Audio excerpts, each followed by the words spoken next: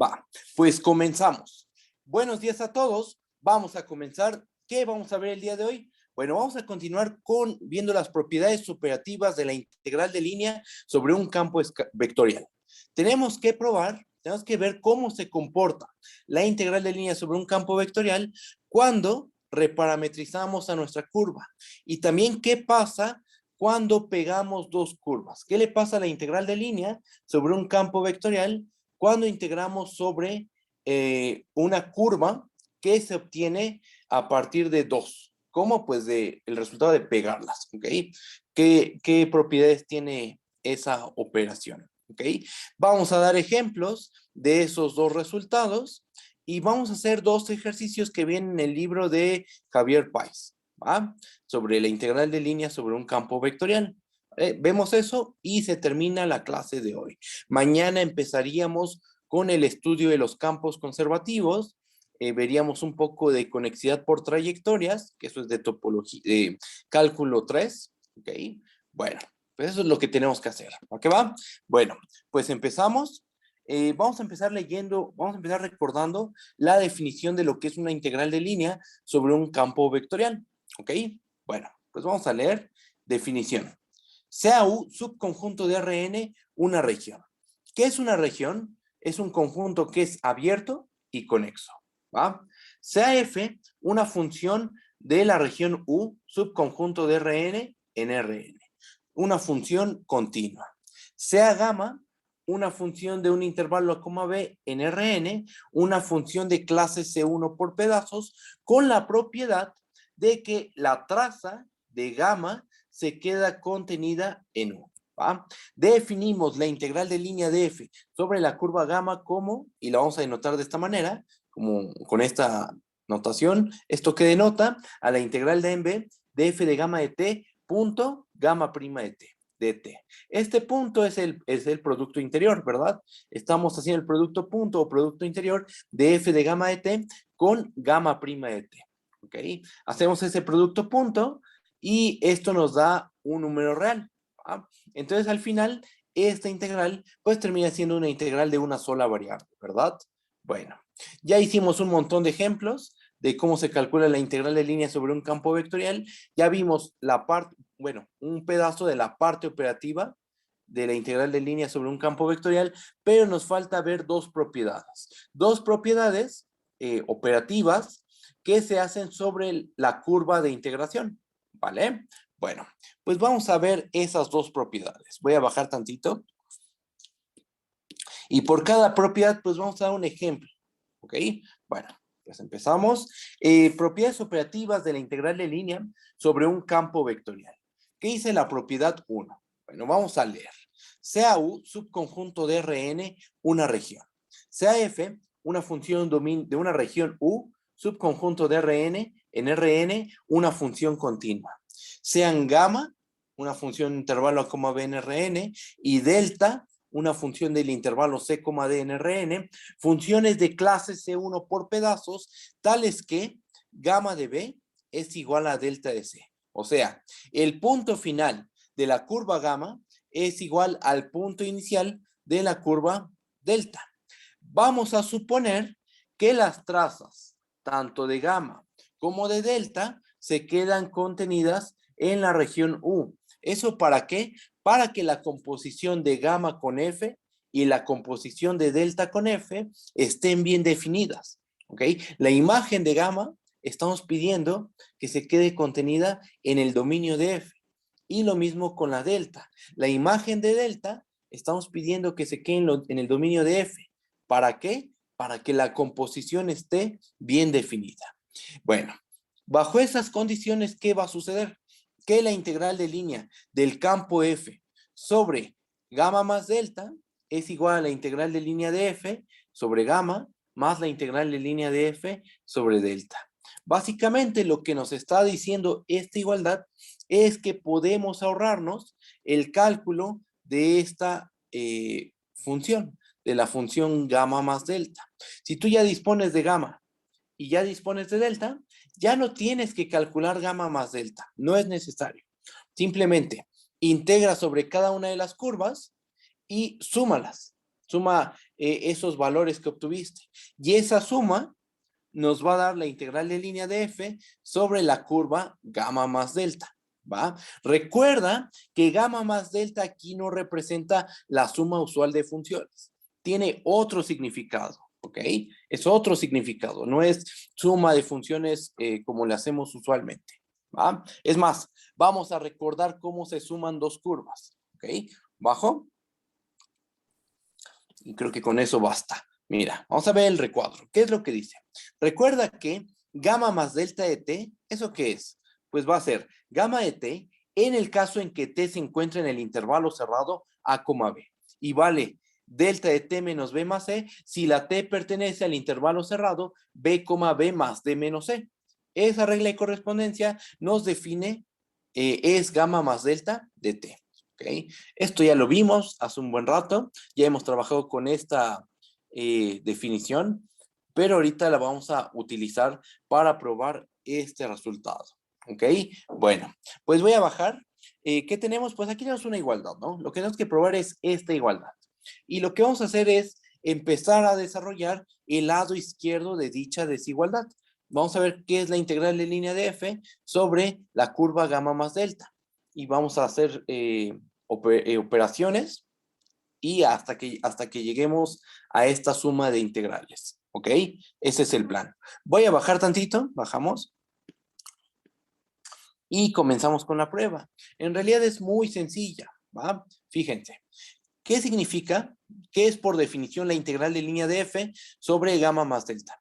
Por definición, esto es la integral de a b más d menos c de f evaluado en gamma más delta de t, producto punto, hacemos el producto punto con gamma más delta prima de t, ¿verdad? Ahora, ¿esto a qué es igual? Bueno, pues vamos a hacer lo siguiente. Vamos a dividir el intervalo a, b más d menos c en dos subintervalos. Uno de ellos va a ser el intervalo a, b. Y el otro subintervalo va a ser el intervalo b, b más d menos c. ¿Ok? Que es justo lo que estoy dibujando aquí. B más d menos c. Digo, perdón, b más d menos c. Ahí está. ¿Ok? Entonces, si tú quieres calcular la integral de a hasta b más d menos c, lo que podemos hacer es primero integrar de a en b, después integrar de b a b más d menos c y sumar ambas contribuciones, ¿ok? Va, pues vamos a hacer eso. Tenemos que esto es igual a la integral de a en b de f de gamma más delta de t punto gamma más delta prima de t más la integral de b a b más d menos c de f de gamma más delta de t punto gamma más delta prima de t, ¿ok? Ahora, ¿cuál es la definición de gamma más delta? Hay que tenerla presente. Recordemos que gamma más delta de t se define como gamma de t si t está en el intervalo a, b. O sea, si estamos en este intervalo, en el intervalo a, b, la regla de correspondencia de gamma más delta es gamma, ¿ok?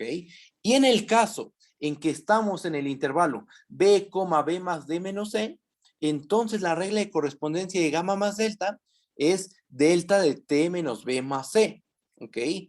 Con esta observación está claro el siguiente paso, fíjense. Por la definición de gamma más delta, tenemos que esto es igual a la integral de a en b de f de gamma de t punto gamma prima de t de t. ¿Por qué? Porque gamma más delta en este intervalo, en el AB, es gamma de t. Ahora, a esto le sumamos la integral de b a b más d menos c de f de delta de t menos b más c punto delta prima de t menos b más c. ¿Por qué aquí aparece f de delta de t menos b más c y no aparece f de gamma más delta de t? Porque en este intervalo, en el intervalo b, b más d menos c, ahí la función gamma más delta vale delta de t menos b más c. ¿Ok? Entonces simplemente estamos usando la regla de correspondencia de gamma más delta. Su definición, simplemente. ¿Va? ¿Qué sigue? Bueno, ahora lo que vamos a hacer es un cambio de variable. Vamos a hacer este cambio de variable. Vamos a tomar a u como t menos b más c. Este cambio de variable no lo vamos a aplicar en ambas integrales. Lo vamos a aplicar únicamente en la integral que está subrayada de morado. ¿Ok? ¿Y qué nos termina quedando? Si hacemos el cambio de variable, u igual a t menos b más c, los límites de integración cambian y nos termina quedando en la segunda integral, la integral de sen de f de delta de u punto delta prima de u de u. ¿Ok? Esa integral, ¿cuál es? ¿Esta? Es esta integral. Habiendo hecho el cambio de variable, por supuesto. Y esta integral, a la primera no le hagas nada, déjala tal cual, como estaba. ¿Ok? Y entonces nos termina quedando la integral de m de f de gamma de t punto gamma prima de t más la integral de sen de f de delta de u punto delta prima de u de u. ¿Ok? Pero por definición la primera integral, ¿quién es? Es la integral de línea sobre el campo vectorial f, la integral de línea del campo vectorial f sobre la curva gamma.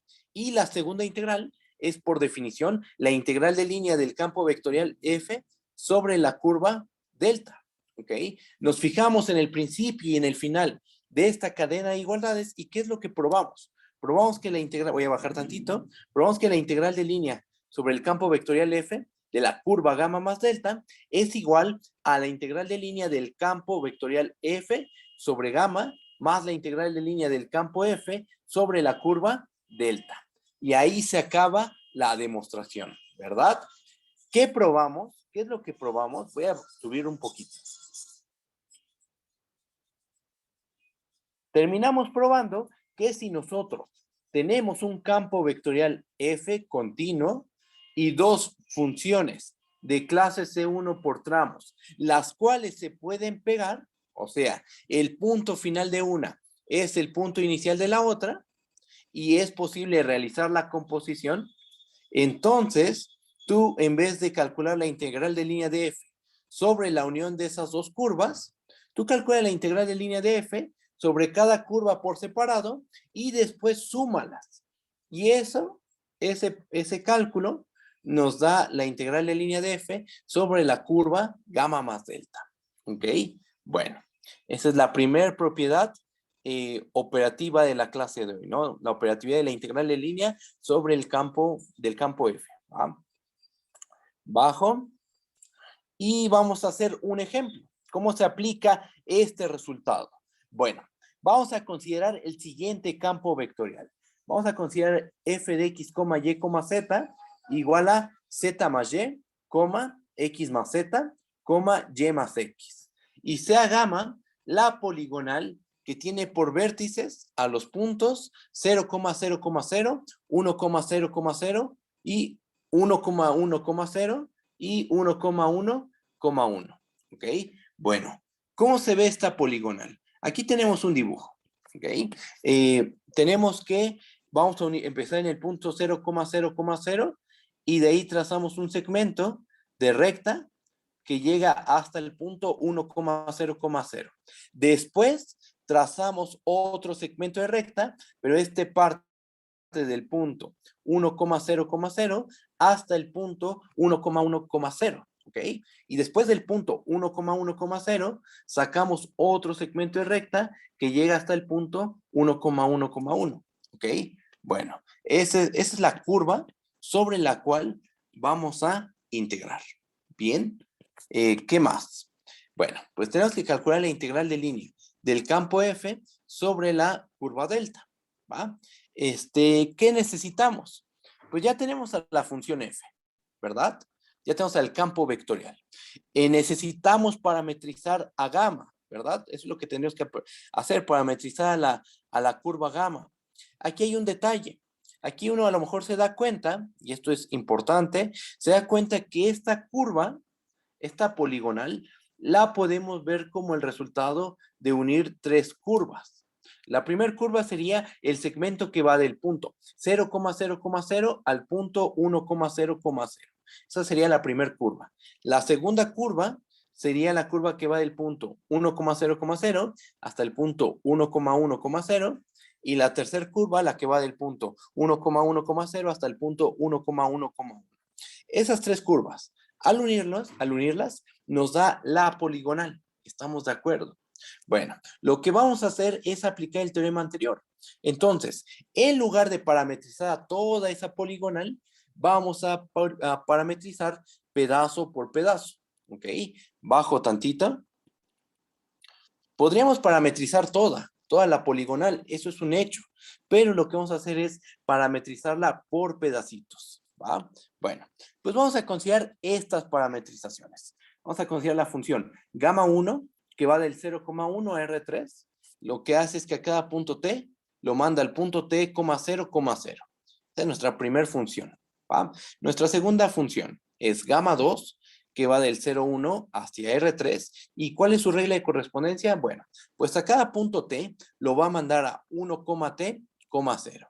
Y definimos a gamma 3, que va del 0,1 a R3, y lo que hace es que a cada punto t lo va a mandar a 1,1, t. ¿Ok? Estas tres funciones tienen las siguientes propiedades. Voy a bajar tantito. Creo que ahí está bien.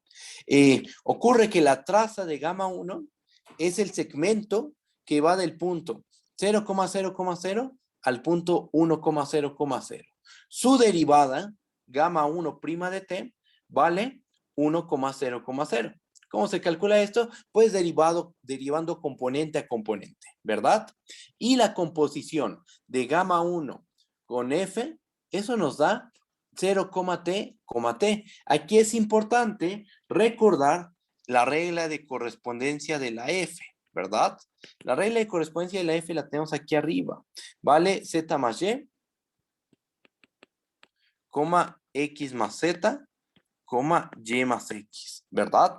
Bueno, entonces, lo que hay que hacer es componer a gamma 1 con la f, y eso nos termina dando 0,t, t. ¿Ok? Bueno, ¿cuál es la traza de gamma 2? La traza de gamma 2 es el segmento que sigue de la poligonal. La traza de gamma 2 es el segmento que parte del punto 1,0,0 y llega hasta el punto 1,1,0. ¿Ok? La derivada de gamma 2 es el punto 0,1,0.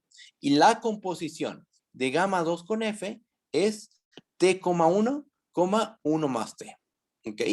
Y por último, ¿cuál es la traza de gamma 3? Pues la traza de gamma 3 es el último segmento de recta que conforma a la poligonal, ¿va? O sea, es el segmento de recta que va de 1,1,0 al punto 1,1,1. Gamma 3' de t es el punto 0,0,1 y gamma 3 compuesta con f está dada por t más 1, t más 1, 2. ¿Ok? Entonces, por cada segmento que conforma la poligonal, estamos dando una parametrización. Estamos calculando las derivadas de dichas parametrizaciones y haciendo la composición de esas parametrizaciones con la función f, con el campo vectorial. ¿Todo eso para qué? Pues para calcular la integral, ¿no? De línea sobre del campo f sobre la curva gamma 1 más gamma 2 más gamma 3, ¿va? Bueno, aplicando el teorema anterior, ¿qué tenemos? ¿Nosotros qué sabemos? Que la integral de línea sobre el campo f de esta curva, de la curva gamma 1 más gamma 2 más gamma 3, esta integral la podemos calcular por pedacitos. Primero integra sobre gamma 1, después sobre gamma 2, al final sobre gamma 3 y suma las contribuciones, ¿va? Bueno, pues eso es lo que vamos a hacer. Y por eso es que consideramos estas tres parametrizaciones, ¿verdad? Bueno, pues hacemos el cálculo. ¿Qué nos queda? Nos queda que estas tres integrales son iguales a la integral de 0 a 1 de f gamma 1 de t punto gamma 1' de t, aquí hay que ponerle un 1, más la integral de 0 a 1 de f gamma 2 de t punto gamma 2' de t, y por último sumamos la integral de 0 a 1 de f gamma 3 de t punto gamma 3 de t. Todo esto integrado respecto a la variable t, ¿verdad? Bueno, ¿qué sigue? Pues vamos a sustituir, ¿no? ¿Quién es gamma 1? ¿Quién es gamma 2? ¿Quién es gamma 3? Vamos a hacer las sustituciones y ahí vamos a ocupar todos lo que obtuvimos aquí, ¿no? Las composiciones, las derivadas de cada una de las parametrizaciones y ¿qué nos termina quedando? Nos termina quedando la primera integral es igual a la integral de 0 a 1 de 0, t, punto 1,0,0 de t. Más la integral de 0 a 1, esta es la segunda integral, de t,1,1 más t, punto 0,1,0. Más la integral de 0 a 1 de t más 1, t más 1,2, punto 0,0,1. ¿Okay? Y todas estas integrales se hacen respecto de t, ¿verdad? Hacemos los productos puntos y ¿qué nos termina quedando? Nos termina quedando que esto es igual a la integral de 0 a 1 de 0, ¿verdad? Porque cuando hacemos el producto punto de 0, t, con 1,0,0, esos dos vectores son ortogonales, ¿estamos de acuerdo? Entonces su producto punto da 0. Después la segunda integral es la integral de 0 a 1 de 1, ¿ok? Más la integral de 0 a 1 de 2. Haciendo las cuentitas, pues nos vamos a dar cuenta que en la segunda integral obtenemos un 1 y en la segunda integral se obtiene un 2. ¿Ok? ¿Y luego qué? Al final, ¿qué obtenemos? Pues calculamos esas tres integrales, que son integrales de constantes, y lo que nos termina dando es el valor 3. ¿Ok? ¿Y ese valor qué? Ah, pues esa es la integral de línea del campo vectorial F sobre la poligonal que dimos arriba. Es la integral de línea del campo F sobre esta poligonal. La poligonal que tiene por vértices a estos 4 puntos. ¿Va? ¿Y cómo la calculamos? ¿Cómo calculamos esa integral de línea? Por pedazos. Parametrizamos este segmento, este otro segmento y este otro segmento por separado. No dimos una parametrización global. Parametrizamos por pedacitos y sumamos, bueno, y calculamos la integral de línea sobre cada uno de esos pedazos y sumamos las contribuciones. ¿Va? Estamos aplicando el teorema anterior realmente, ¿va? Y eso es lo padre de este teorema. Nos evitamos calcular una parametrización global de toda la poligonal, lo cual se puede complicar, ¿ok? Tal vez en este caso no cueste tanto trabajo hacer una parametrización global.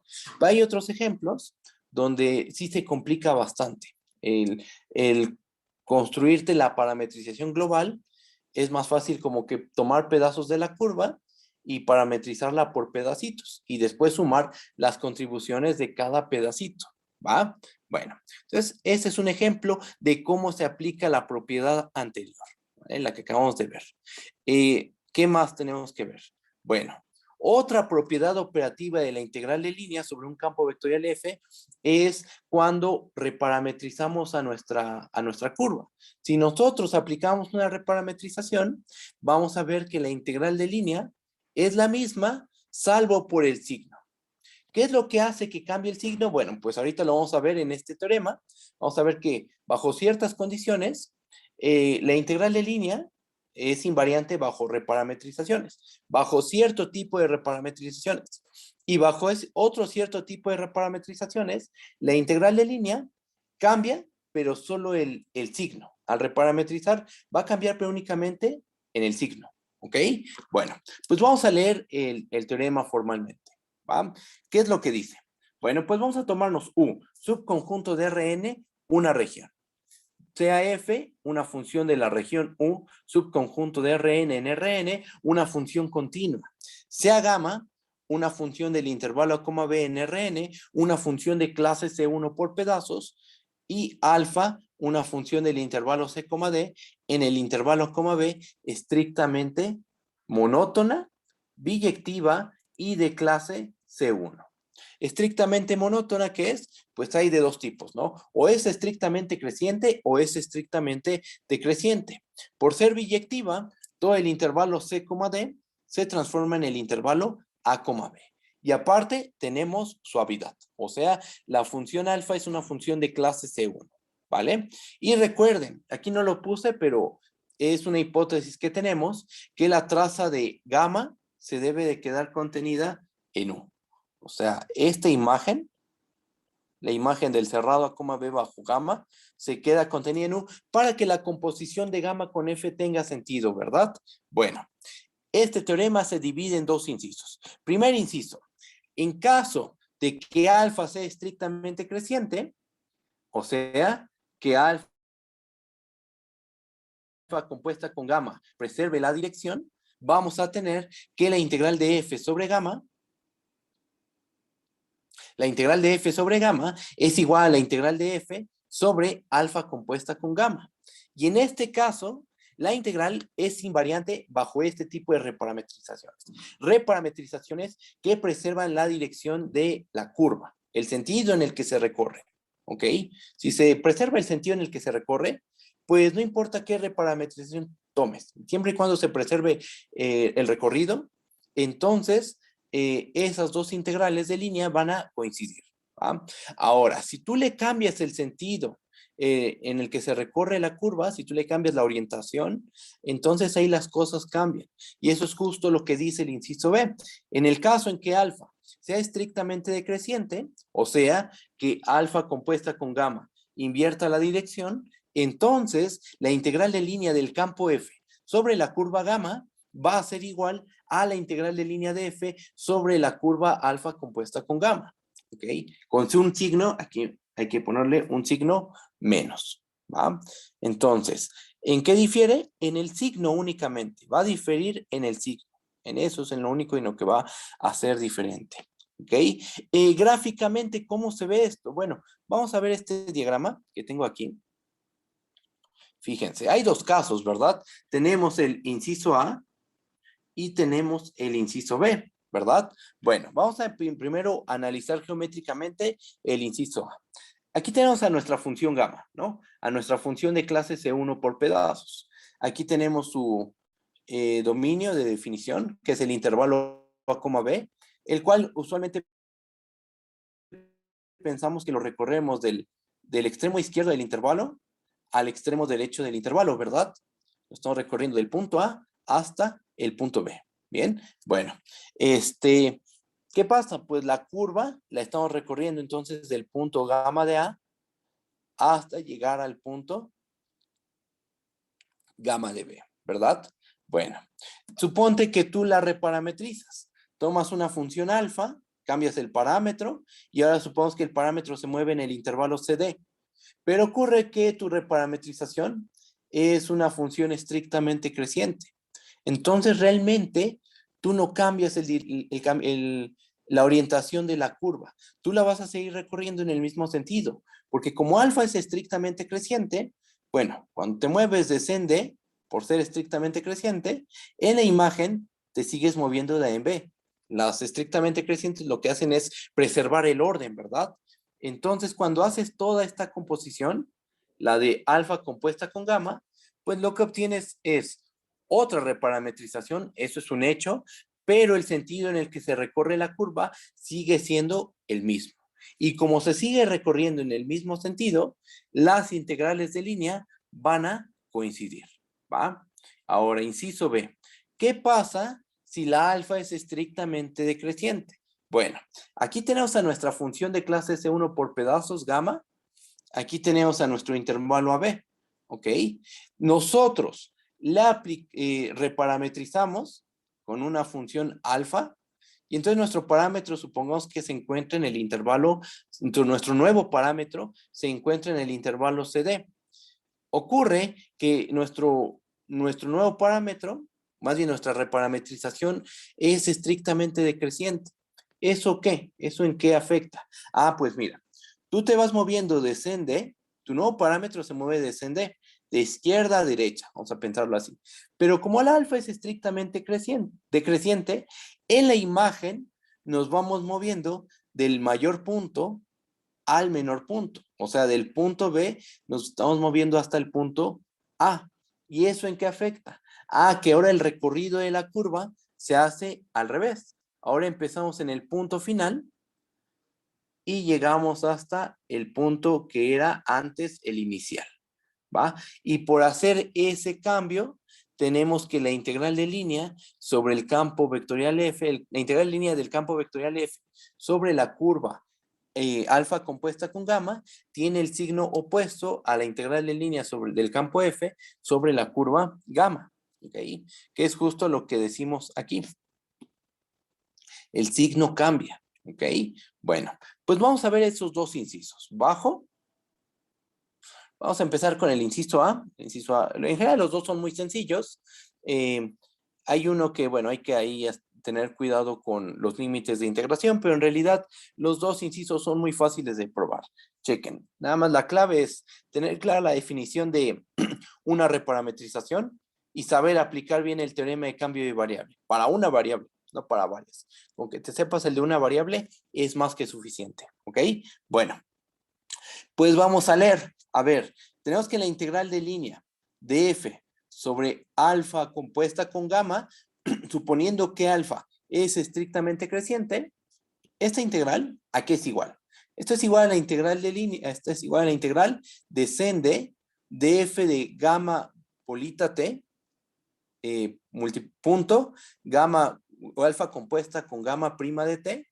Ahora, a esto, a esta integral, le aplicamos regla de la cadena. ¿Por qué? Porque aquí hay una composición, ¿no? De dos funciones derivables. Aquí está alfa y aquí está gamma compuestas. Aplicamos la regla de la cadena de cálculo 3 y nos termina quedando que esto es la integral descende de f de gamma de alfa de t punto gamma prima de alfa de t por alfa prima de t. ¿Ok? Nos termina quedando todo esto. Observa que este es un real, ¿eh? Aquí hay que tener cuidado porque aquí estamos usando una notación para dos cosas distintas. Fíjate que este punto es el producto interior o producto punto. Es el producto punto. ¿Okay? El que se estudia en álgebra lineal. Y este puntito que está aquí es la multiplicación de un vector por un escalar. Entonces, estamos usando la misma notación para cosas distintas, ¿no?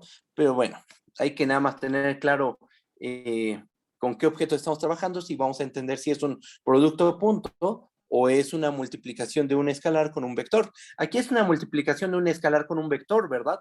Porque alfa prima de t, eso es un real, y gamma prima de alfa de t es un vector. Aquí estás multiplicando un real con un vector, es la multiplicación por escalares. Y aquí estás haciendo el producto punto de este vector con este otro vector, ¿verdad? Bueno, habiendo hecho esa observación, vamos a hacer un cambio de variable. Vamos a hacer u igual a alfa de t. Entonces de u es igual a alfa prima de t. Hacemos el cambio de variable y ¿qué nos termina quedando? Nos termina quedando que eso es igual a la integral de alfa de c a alfa de d de f de gamma de u punto gamma prima de u. ¿Estamos de acuerdo que así se hace el cambio de variable? Pero pregunta, ¿quién es alfa de C y quién es alfa de D?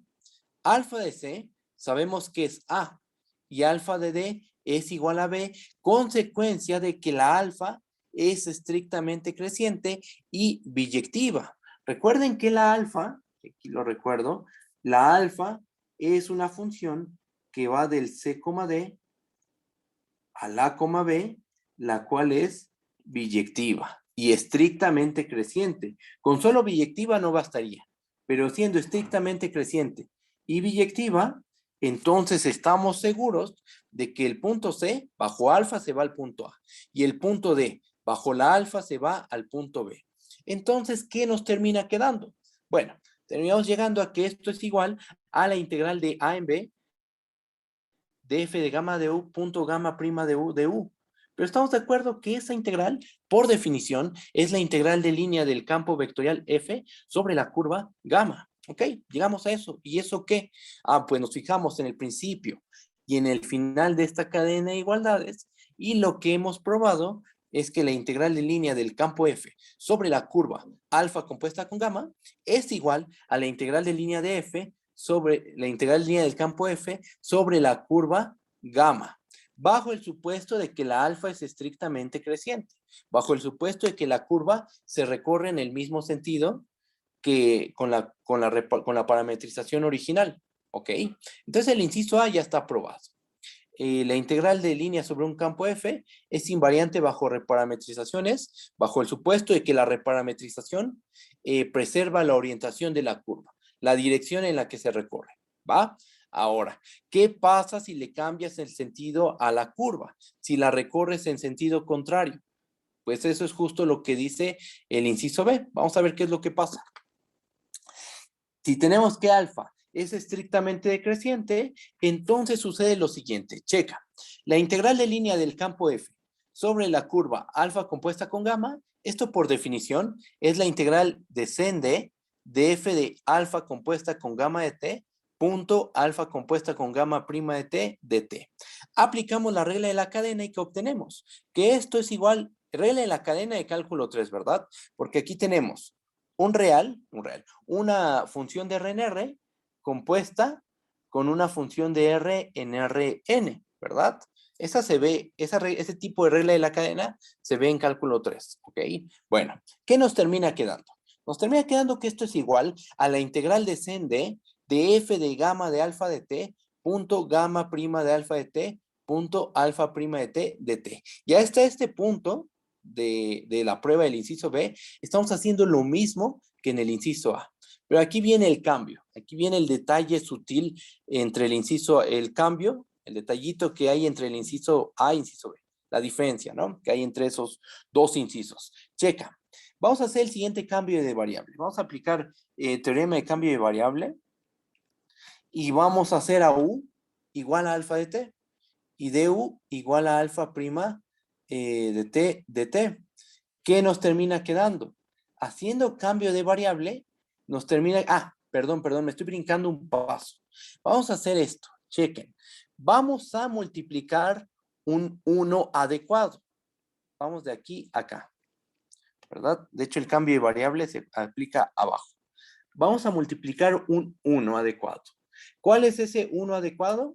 Un menos 1. Menos 1, estamos de acuerdo que es 1, ¿ok? Y esos dos menos, si tenemos un producto, pues los podemos poner de manera estratégica, ¿no? En cierta parte de la expresión. Entonces, lo que vamos a hacer es esto. Tenemos que esto es igual a, uno de los menos lo ponemos al principio, menos la integral de sen de f de gamma de alfa de t, punto gamma prima de alfa de t, por menos alfa prima de t de t. ¿Okay? Aquí está el otro menos. Este menos con este menos, pues se hacen un 1 y es justo lo que tenemos aquí arriba, ¿va? Bueno, ahora sí, habiendo multiplicado ese 1 adecuado, vamos a hacer cambio de variable. Como les había dicho, tomemos u igual a alfa de t, du igual a alfa prima de t de t, y nos queda lo siguiente. Por cambio de variable, nos queda menos la integral de alfa de c a alfa de d. A ver, aquí déjenme cambiar una parte. Déjenme ver.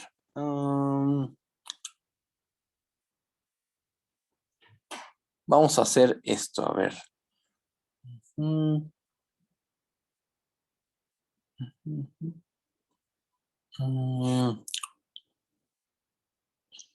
Déjenme ver. No, sí está bien. No, sí, todo está bien. No, no está bien todo, fíjate. Si multiplicamos estos menos, eso está bien.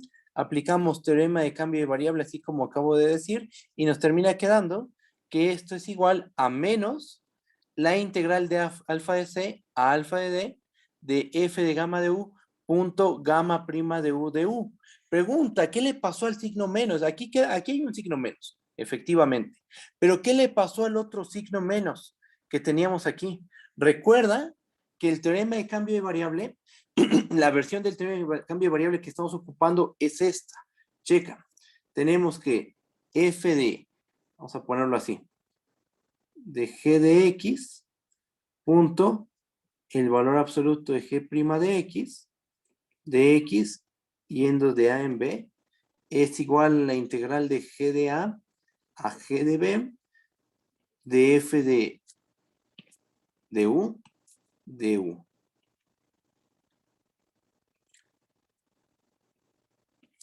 Esa es la versión que nosotros estamos ocupando, ¿no? Fíjate que g' de x está en valor absoluto, ¿ok? Nosotros, aquí hay algo que se me pasó decir, nosotros sabemos que la alfa es estrictamente decreciente, ¿verdad? Entonces, ¿cómo es su derivada?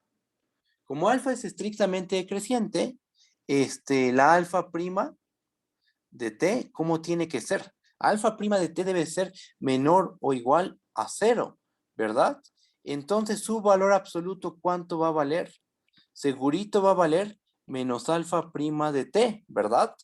Y entonces lo que estamos haciendo es aquí poner en el fondo el valor absoluto de alfa prima de t de t. ¿Para qué? Para poder aplicar el teorema de cambio de variable. Y por eso es que se multiplicaron este 1. Por eso es que multiplicamos este 1, el menos menos 1, para que aquí aparezca el valor absoluto de alfa prima de t de t. Y entonces podemos aplicar teorema de cambio de variable, ¿vale? Bueno, y entonces al final, ¿qué nos termina quedando? Esta es la versión del teorema de cambio de variable que estamos usando. Ahí está. ¿Qué nos termina quedando? Pues que esto es igual a la integral de menos la integral de alfa de c a alfa de f de gamma de u punto gamma prima de u de u. ¿Quién es alfa de c y quién es alfa de d? En este caso, como la alfa es estrictamente decreciente, alfa de c es b y alfa de d es a. Entonces nos termina quedando que esto es igual a menos la integral de b en a de f de gamma de u punto gamma prima de u de u. Pero fíjate, aquí tenemos menos la integral de b en a. Como tenemos un signo menos y tenemos estos límites de integración, para quitar el signo menos, podemos invertir los límites de integración y el signo menos se va a quitar. Y entonces nos termina quedando que esto es la integral de en b de f de gamma de u punto gamma prima de u de u. Y eso por definición, ¿quién es? Eso es igual a la integral de f sobre la curva gamma. Aquí hay un detallito, nos falta el signo menos, ¿no? Aquí hay que poner el signo menos. Aquí estamos comiendo un signo menos, si no mal me equivoco. Hay un detalle aquí en la prueba. Déjenme ver. Menos.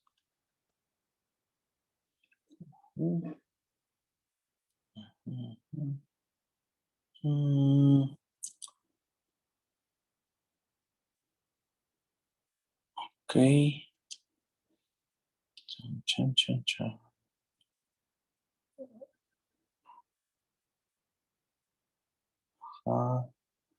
Alfa S es B, alfa es A. Tenemos este signo menos.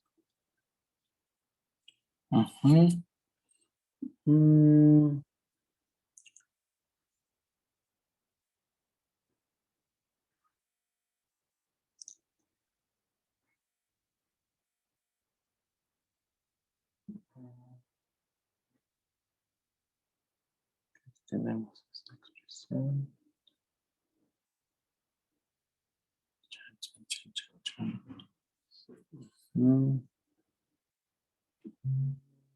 A ver, aquí hay un detalle. Déjenme lo encuentro. Voy. Menos alfa prima de t de t. Eso está bien. Así hicimos cambio de variable.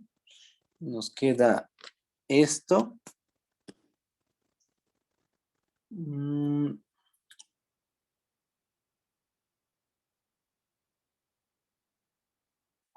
Ajá.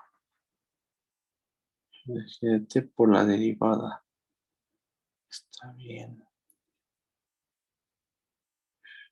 A ver. ¿Cómo está esto? Nos queda aquí gamma prima de u. Este signo menos lo estamos usando. Alfa de c, alfa de d, eso está bien. Nos queda menos la integral de b en a de f de gamma de u punto gamma prima de u.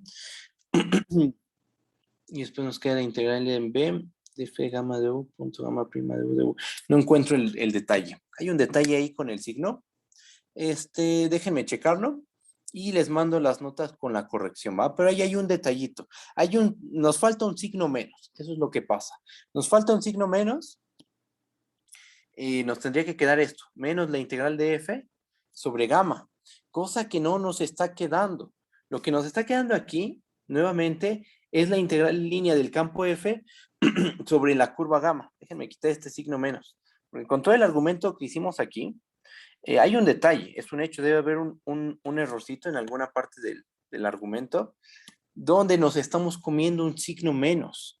Solo que no encuentro en qué parte es. Aquí multiplicamos un 1 y eso está bien, es el menos menos 1. Eso está perfecto. ¿Por qué? Porque queremos aplicar esta versión del teorema de cambio de variable. Ujú.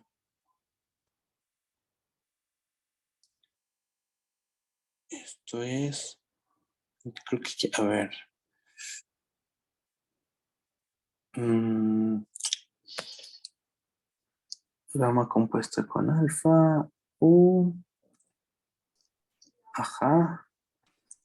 Mm, ok. No sé, ahí hay un detalle. Mande. ¿No sería que tendría dentro de la, como dm es igual a la derivada de alfa t?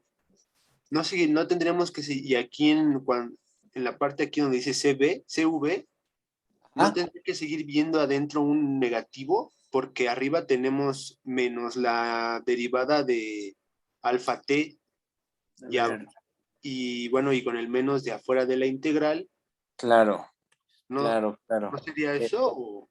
Efectivamente, sí, sí, sí. Sí, porque U es igual a alfa de T, ¿verdad? Ajá, Entonces, aquí nos quedaría un menos.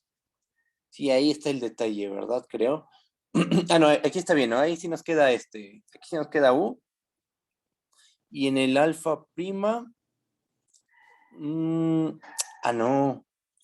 Bueno, o sí tiene que ir por ahí el asunto, porque tu U es alfa de T. A ver,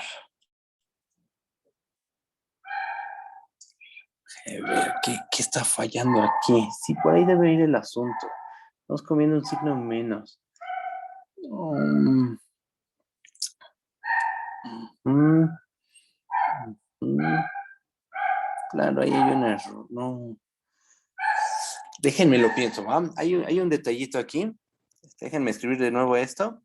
Eh, hay que corregir aquí, vamos a ponerle. Hay un error con el signo. No lo encuentro. De hecho, o sea, este tendría que haber salido mucho más fácil que el anterior, porque si no me equivoco, este viene hecho en el libro de Javier Páez.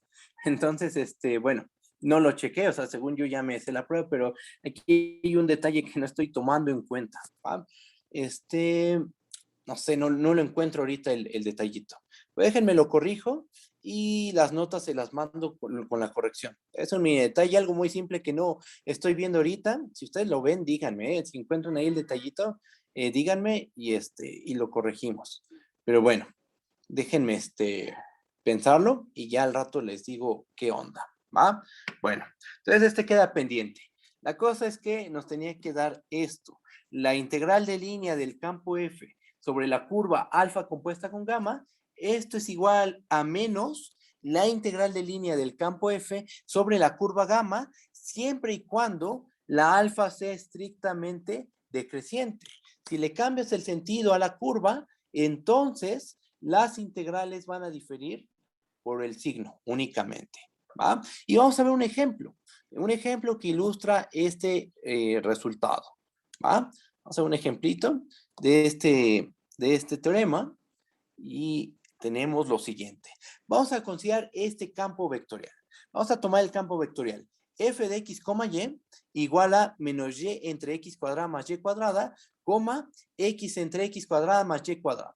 Vamos a tomarnos a gamma como el conjunto de los x, y en R2, tales que x cuadrada más y cuadrada es igual a 1. Vamos a parametrizar esa curva de dos formas distintas. Una en el que se cambie, tengamos cierto sentido, se recorre el sentido de las manecillas del reloj, y otra en la que recorramos la curva en el sentido de las manecillas del reloj. De tal forma que una parametrización se obtiene de la otra mediante un cambio de parámetro.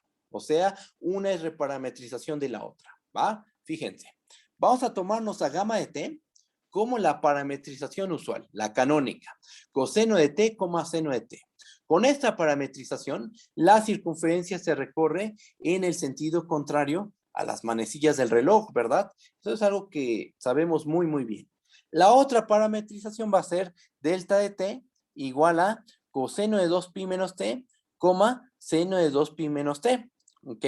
Nosotros sabemos que este tipo de, cuando haces esta operación, a lo que estás haciendo es invertir el sentido del recorrido, ¿verdad? Pero ocurre que como estamos trabajando con las trigonométricas, esta regla de correspondencia en este caso se puede simplificar. Terminamos llegando a que esto, como la función coseno y seno son periódicas y la coseno es par, entonces la primer componente se termina siendo coseno de t. Y la segunda componente, que es seno de 2pi menos t, es igual a menos seno de t. Consecuencia de que coseno es par, es periódica, y el seno es impar, y también es periódica. Terminamos llegando a esta expresión. ¿Qué es lo que hace esta curva? Pues lo que termina haciendo es recorrer a la circunferencia, pero en el sentido de las manecillas del reloj. ¿Ok?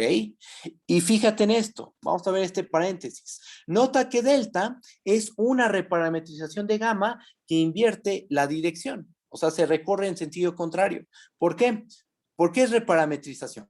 Porque delta la podemos ver como alfa compuesta con gamma, donde alfa es la función que va del 0,2pi al 0,2pi, tal que a cada t lo manda 2pi menos t.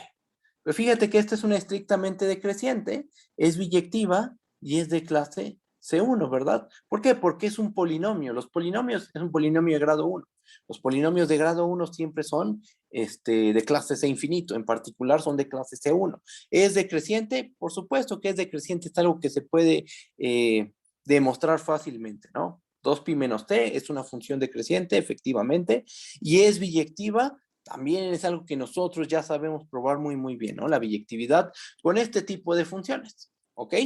Bueno, entonces, es una reparametrización, delta es una reparametrización de gamma que invierte el sentido en el que se recorre la curva, ¿va? ¿Qué vamos a ver?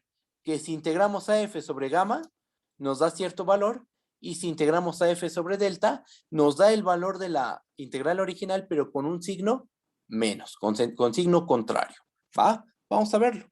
Bajo. Y pues hay que hacer dos cuentitas, fíjate.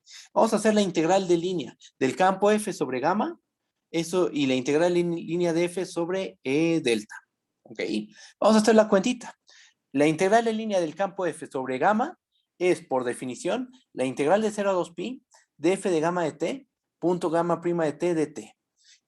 Sustituimos. ¿Qué tenemos? Que esto es la integral de 0 a 2pi de menos seno de t, coseno de t, punto menos seno de t, coseno de t. ¿Ok? Y esto es igual a la integral de 0 a 2pi de seno cuadrado de t más coseno cuadrado de t, lo cual es igual a 1. ¿Estamos de acuerdo? Entonces estamos integrando de 0 a 2pi a la constante 1, lo cual es igual a 2pi. En esta parte creo que me fui muy rápido en esta igualdad. Recuerda, esa pareja es f de gamma de t, ¿ok? Aquí es importante recordar quién es f para poder hacer bien la composición. Aquí tenemos a gamma. Aquí aparece gamma. Es coseno de t, seno de t. Y la f, recuerda que es la función menos y entre x cuadrada más y cuadrada, x entre x cuadrada más y cuadrada. Si nosotros sustituimos, si nosotros hacemos la composición de gamma con f, pues donde haya x's, donde haya una x vamos a poner coseno de t, ¿estamos de acuerdo? Y donde haya una y vamos a poner seno de t, ¿ok? En la regla de correspondencia de la f. Al hacer las cuentitas, obtenemos que f de gamma de t es menos seno de t, coseno de t, ¿ok? Entonces, bueno, a lo mejor ustedes ya lo habían visto, pero yo prefiero pues desarrollarlo todo, ¿no? Al menos lo platiqué y aquí puse la observación de quién es f y ya está, ¿no? Bueno, ¿a qué llegamos? Terminamos llegando a que la integral de línea del campo f sobre la curva gamma es igual a 2pi. ¿Ok? Ahora, ¿qué pasa si hacemos la integral de línea del campo F, pero ahora sobre la curva delta, la que se recorre en el sentido contrario, y digo, en el sentido de las manecillas del reloj, y reparametriza a gamma? Bueno, ¿qué obtenemos? Pues esto es la integral de 0 a 2pi, de f de delta de t, punto delta prima de t. Hacemos la composición, calculamos la derivada de la delta, y terminamos llegando a esto. Aquí esto es la integral de 0 a 2pi, de seno de t, coseno de t, punto menos seno de t, menos coseno de t. ¿Ok? Hacemos el producto punto y fíjate que aquí nos termina quedando menos seno cuadrado de t menos coseno cuadrado de t. Factorizamos el signo menos, usamos el hecho de que seno cuadrado más coseno cuadrado es igual a 1 y nos termina quedando la integral de 0 a 2pi de la constante menos 1. Y esto es igual a menos 2pi. ¿Ok? Bueno. Y entonces tenemos que la integral del campo F sobre delta es igual a menos 2pi. ¿Qué pasó? Que las integrales son iguales salvo por el signo, difieren por el signo. Y eso es lo que teníamos que haber obtenido, eso es lo que tenía que haber pasado aquí, en esta prueba. Tenía que haber cambiado el signo, pero por alguna extraña razón, el signo no cambió. Algo estoy haciendo ahí mal, algo estoy haciendo mal, que siento que está en este signo que puse, este 1 que multipliqué. A lo mejor ahí está el detalle. A lo mejor se puede aplicar así teorema de cambio de variable, sin usar este valor absoluto. A ver. Bueno, no, ya después lo checo yo con calma, porque si no aquí igual nos podemos quedar un ratotote. En fin, rato lo checo. Y ya tenemos un ejemplo, ¿no? En donde, del inciso B, en donde, ¿qué pasó? Pues tú reparametrizas, pero das una reparametrización que invierte el sentido y la integral en línea va a ser igual en valor absoluto, pero el signo de esa integral es diferente. En valor absoluto es lo mismo, ¿no? 2pi, valor absoluto de 2pi, es igual a valor absoluto de menos 2pi, pero en valor absoluto son iguales las integrales, pero el signo es distinto en el caso en el que se invierte la dirección de la curva, ¿va? Bueno, pues con esto ya acabamos todo lo básico de la integral de línea sobre un campo vectorial, ¿va? Ya vimos la parte operativa, vimos ejemplos. Lo que vamos a hacer a continuación es hacer dos ejercicios muy sencillos. Uno, como que es un acercamiento al teorema de Green. Y el otro, bueno, pues es un ejercicio que tiene una interpretación geométrica, eso es un hecho, pero hasta ahí simplemente. Pero hay uno que es importante y después lo vamos a generalizar cuando dispongamos del teorema de Green, el cual yo creo que vamos a tener el martes. Y ya mañana comenzamos con los campos conservativos, ¿ok? Bueno, pues vamos a hacer dos ejercicios. Hacemos esos dos ejercicios y acaba la clase, ¿vale? Bajo. Bien, pues vamos a hacer ejercicios. Primer ejercicio. Vamos a tomar dos funciones f y g, definidas en un intervalo a coma b, subconjunto de R en R. Funciones de clase C1, tales que tienen la siguiente propiedad. F de A es igual a G de A. F de B es igual a G de B. Y G de X es menor a F de X para cada X en el intervalo abierto A, B. Vamos a definir a gamma como la gráfica de F unión la gráfica de G. Aquí voy a hacer un dibujo chiquitito. Acá abajo tengo uno mucho mejor, pero ahorita para ilustrar, vamos a hacer aquí un pequeño dibujo. ¿Qué tenemos?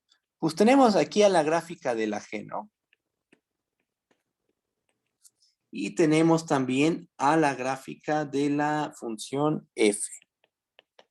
Se tiene que ver de esta forma. ¿Por qué? Porque estamos pidiendo que en el extremo izquierdo F y G valgan lo mismo. Y en el extremo derecho F y G también valgan lo mismo. Entonces, así las cosas, al unir estas dos curvas, se nos forma una curva cerrada. ¿va? Es como una tipo circunferencia, ¿vale? Ahora, vamos a parametrizar esta curva. Esta es la curva gamma y vamos a considerar una parametrización de esta curva. ¿Cuál? Vamos a tomar esta. Definimos a gamma como gamma 1 más gamma 2, donde gamma 1 es esta curva. Es la curva que a cada punto t lo manda a más b menos t, f de a más b menos t. Se ve muy rara la regla de correspondencia, pero nosotros sabemos que cuando se pone dentro del argumento a más b menos t, lo que estamos haciendo es recorrer la curva, pero en sentido contrario. El sentido original era este. O sea, si tú quieres recorrer a la gráfica de f, lo usual es tomar esta, ¿no? Esta parametrización, t, f de t. Pero si la quieres recorrer en el sentido contrario, entonces donde haya t, pones a más b menos t, donde ahí b son los extremos de tu intervalo de definición. Y entonces en lugar de recorrer en este sentido, voy a borrar, la terminamos recorriendo en este sentido. Y definimos a gamma 2 de t, bueno, gamma 2 como una función de la, b en R2, que hace que a cada punto t se va a ir a la pareja t, g de t. ¿Esta cómo se recorre? Así. Sumas esas dos parametrizaciones y lo que obtenemos es una parametrización de toda la curva gamma. ¿Ok? Entonces está recorriendo en el sentido contrario a las manecillas del reloj. Esta curva tiene una forma, parece una circunferencia, es una curva cerrada. Y lo que vamos a demostrar es que la integral sobre el campo, aquí vamos a escribirlo un poquito mejor, sea f de x, y igual a 0, x y g de x, y igual a menos y, 0. ¿Va? Definimos esos dos campos vectoriales. Lo que queremos demostrar es que la integral de línea del campo f sobre la curva gamma 1 más gamma 2 es igual a la integral de línea de g sobre gamma 1 más gamma 2. Y estas dos integrales, lo que tienen de especial es que te calculan el área encerrada por gamma. ¿Okay? O sea, el área que queda aquí en medio, esta área, es el área encerrada por gamma, es igual a la integral de línea del campo f sobre gamma 1 más gamma 2, lo que es igual a la integral de línea de g sobre gamma 1 más gamma 2. ¿Okay? Este resultado, este problema viene en el libro de Javier Páez, pero viene en una forma un poquito más general. ¿Por qué? Porque el objetivo de este problema es aplicar teorema de Green.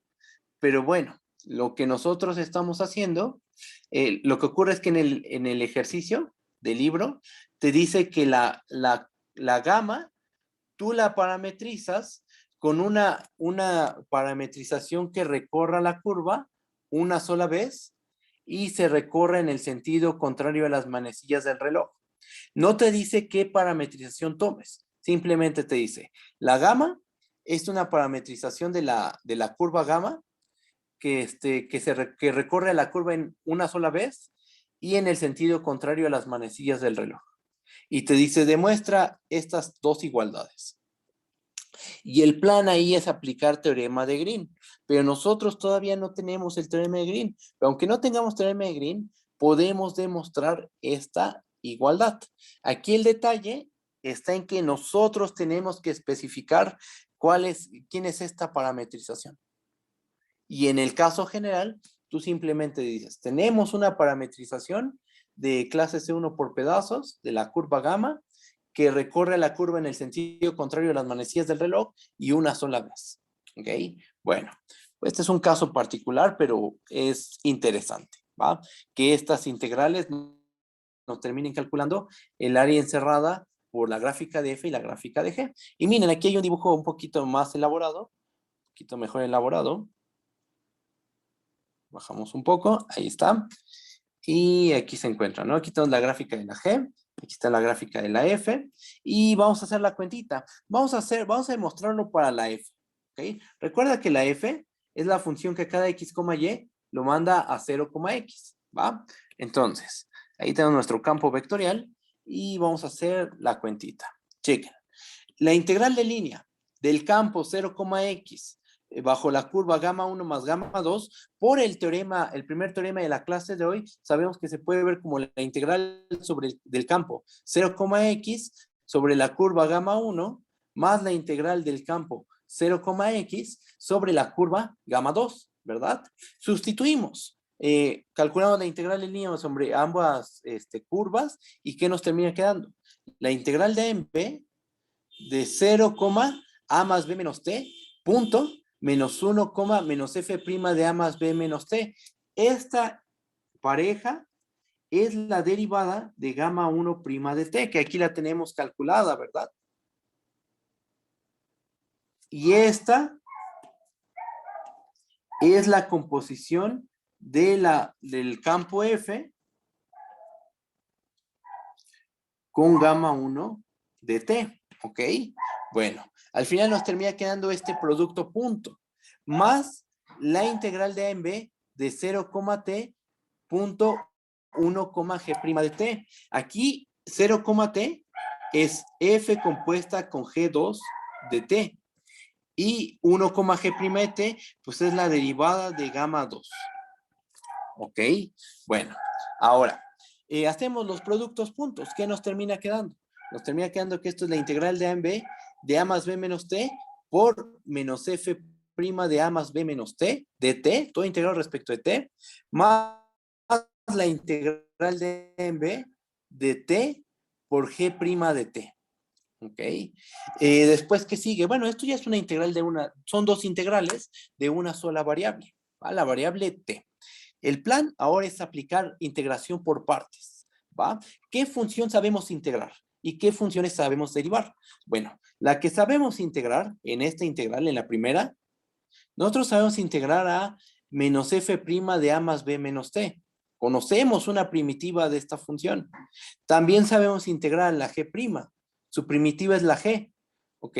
Entonces, aplicando integración por partes, nos queda que esto es a más b menos t multiplicado por f de a más b menos t, evaluado desde a a b, más la integral de a en b de f de a más b menos t. Esa es la primera aplicación de integración por partes. Después aplicado nuevamente integración por partes en la segunda integral y nos queda t por g de t, evaluado de a en b, menos la integral de a en b de g de t. Fíjate que a la hora de evaluar nos termina quedando a por f de a menos b por f de b más la integral de a en b de f de a más b menos t. Lo que marqué de verde y azul es esto. Y esto también. ¿Ok? Bueno, seguimos leyendo. Esto es más bg de b menos ag de a menos la integral de a en b de g de t.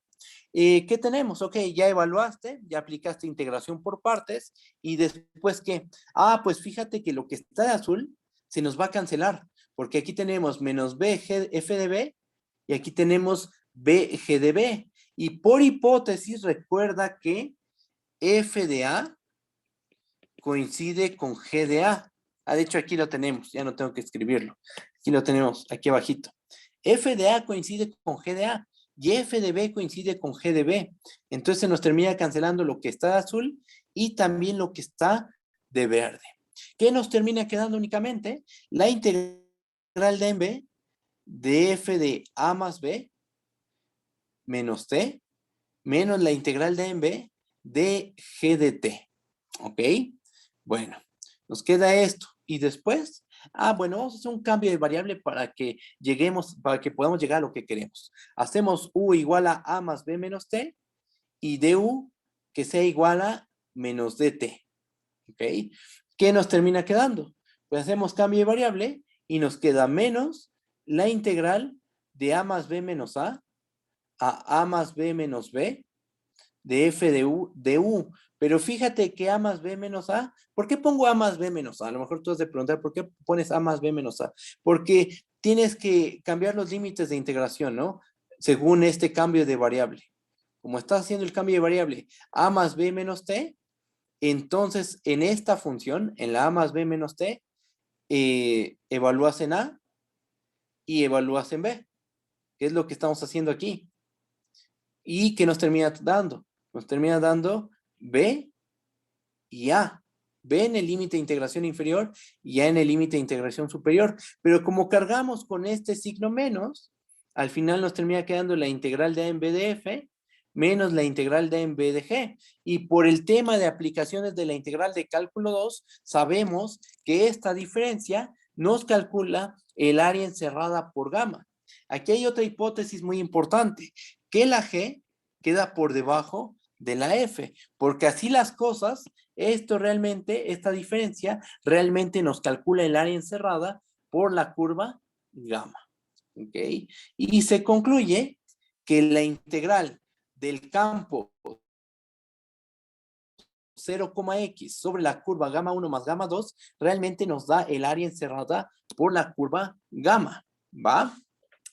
Y el otro caso, aquí hicimos uno, ¿no? El otro caso cuando tomamos el campo G, que es este, déjenme, aquí está, que es este de aquí, ¿no? El menos y, 0. Cuando consideramos ese campo, pues se hace una prueba muy parecida, ¿no? Las cuentitas se van a aparecer un montón y al final también terminamos llegando a que esa integral de línea nos termina dando el área encerrada por la curva gamma, ¿ok? Todo esto se puede hacer de una forma más general, usando teorema de Green. Y la prueba es súper sencilla. Con teorema de Green, esta cuentita se vuelve súper corta, muy, muy cortita. Pero ahorita todavía no tenemos el teorema de Green. Ya la siguiente semana lo vamos a tener y vamos a hacer este ejemplo, este ejercicio de una manera mucho más general. ¿Va? Bueno, ese es el primer ejemplo. Y el último ejemplo, el último ejercicio que traigo para el día de hoy es este. Este es bastante, mucho más sencillo. Eh, también es interesante, pero bueno, vamos a empezar. Vamos a hacer el ejercicio. ¿Qué dice? Vamos a tomar un subconjunto de Rn, una región. Sea gamma, una función del intervalo b en Rn, una función de clase C1 por pedazos, tal que la traza de gamma se queda contenida en U. Sea f, una función de un dominio U subconjunto de Rn en Rn, continua, tal que para cada t en el cerrado a b, f de gamma de t es paralela a gamma prima de t. Y además, aquí hay que agregar algo. Y tienen el mismo y apuntan en la misma dirección. En la misma dirección. ¿Qué significa eso de apuntar en la misma dirección? Ah, pues mira, fíjate. Aquí es un vector y aquí dibujamos otro vectorcito más, ¿no? Están apuntando hacia la misma dirección y son paralelas. En cambio, este vector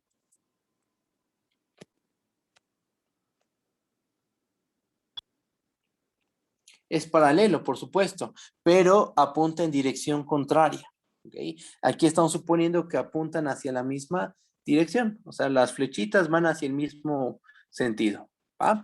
¿Qué es lo que dice el ejercicio? Pues que demuestres que la integral de línea sobre el campo vectorial F de la curva gamma es igual a la integral de línea del campo escalar norma de F sobre el campo gamma. Este resultado es interesante en el sentido de que una integral de línea sobre un campo vectorial se puede ver como una integral de línea sobre un campo escalar, ¿va? Y se va a dar esta igualdad, ¿vale? Bueno, pues vamos a resolver el problema. Aquí lo importante es esto, que f de gamma de t es paralelo a gamma prima de t y apuntan hacia la misma dirección. ¿Ok? Bueno, pues hacemos la cuentita que es solo este cachito y es muy sencillo, fíjense. Como f de gamma de t es paralelo a gamma prima de t y apuntan hacia la misma dirección, pues f de gamma de t debe ser igual a lambda veces gamma prima de t. Uno es múltiplo del otro, pero como apuntan hacia la misma dirección, pues lambda es un real positivo, ¿va? Si fuera negativo, uno apuntaría hacia, o sea, hacia este sentido y el otro hacia el sentido contrario, ¿verdad? Bueno, Entonces aquí la lambda tiene que ser positiva, por lo cual, bueno, ahora ¿qué vamos a hacer? Vamos a calcular la integral de línea sobre el campo F y sobre el campo norma de F. Y vamos a ver qué obtenemos. Cuando lo hacemos sobre el campo F, por definición esto es la integral de en B de f de gamma de t punto gamma prima de t. F de gamma de t es lambda gamma prima de t. Entonces termina quedando que esto es igual a la integral de en B de lambda por gamma prima de t punto gamma prima de t, lo cual es igual a lambda por la integral de en B de la norma de gamma prima de t al cuadrado de t. Por otra parte, la integral de la norma de f sobre gamma, esto por definición es la integral de en B de la norma de f de gamma de t por la norma gamma prima de t, porque estamos integrando un campo escalar, ¿verdad? Ahora esto es igual a la integral de en B de la norma de lambda gamma prima de t por la norma de gamma prima de t, sacamos el escalar en valor absoluto, pero como la lambda es positiva, ese valor absoluto lo podemos quitar y nos queda lambda por la integral de en B de la norma de gamma prima de t de t al cuadrado. La norma de gamma prima de t al cuadrado de t, ¿verdad? ¿Y qué pasó? Pues que en ambos casos obtuvimos el mismo valor. Este número y este otro número, el que está de amarillo, este y este son iguales, ¿verdad?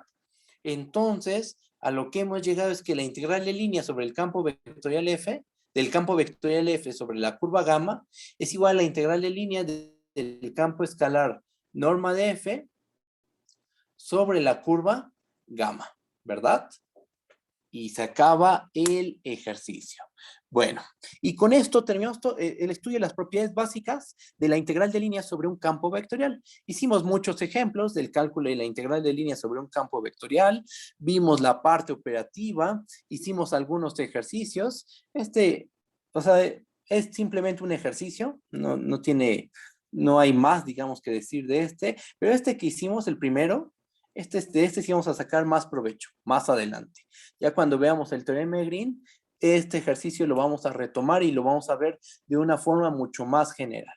¿Va? Vimos toda la parte operativa, vimos ejemplos y ahora lo que sigue es estudiar los campos conservativos. Los campos conservativos, intuitivamente hablando, son aquellos campos vectoriales que tienen primitiva. ¿Qué es una primitiva? Ah, bueno, pues tenemos que definir lo que es una primitiva o también conocido como el potencial de tu campo vectorial dado. ¿Va? Vamos a ver que con esas tipo primitivas vamos a poder dar un teorema fundamental del cálculo para integrales de línea sobre un campo vectorial y vamos a dar una caracterización de los campos conservativos. Nos vamos a dar cuenta que son muy importantes y entonces lo que vamos a buscar es dar caracterizaciones de estos. Vamos a caracterizarlos primero en una forma muy general y después nos vamos a fijar que si tenemos una región de cierta forma, un dominio adecuado, vamos a tener más caracterizaciones de los campos conservativos. Vemos eso, después vemos teorema de Green, vemos aplicaciones de y termina el tema de integral de línea sobre un campo, bueno, el de la integral de línea en general. Y pasaríamos a estudiar la integral de superficie. Como en algún momento les dije, el estudio de la integral de línea y el estudio de la integral de superficie realmente ya no es tan complicado comparado con lo que se vio antes. Los Jordan medibles, teorema de Lebesgue, cambio de variable Fubini. Esta es la parte más densa del curso de cálculo 4. Ya todo lo de integral de línea y superficie, la clave está en pues saber teoría de cálculo 2, cálculo integral de una variable, realmente. Y saber interpretar las cosas, por supuesto. Trabajar con curvas, con cositas de cálculo 3, ¿no? Un poquito de cálculo 3, composición de curvas, superficies, etcétera. Pero realmente lo fuerte de la teoría ya se vio, que fue Fubini, cambio de variable, los Jordan medibles, la construcción de la integral. Esto también es muy interesante y es muy bonito porque tiene un montón de aplicaciones, pero es mucho más sencillo. Tanto las cuentitas como la teoría son muchísimo más sencillas. Quizá las caracterizaciones de los campos conservativos, esa es la parte más teórica que vamos a ver, pero todo lo demás, lo teórico, vienen a ser este tipo de propiedades operativas que hemos visto. ¿va? Por esta parte es mucho más sencilla y estamos avanzando mucho más rápido en esto, ¿va? Bueno, pues ya, con todo, bueno, acabamos la clase de hoy, nos vemos mañana. Si tienen dudas de la tarea, pues me pueden decir, ¿vale? Ahorita me pueden decir, nada más corto la transmisión y ya. Nos vemos, bye bye.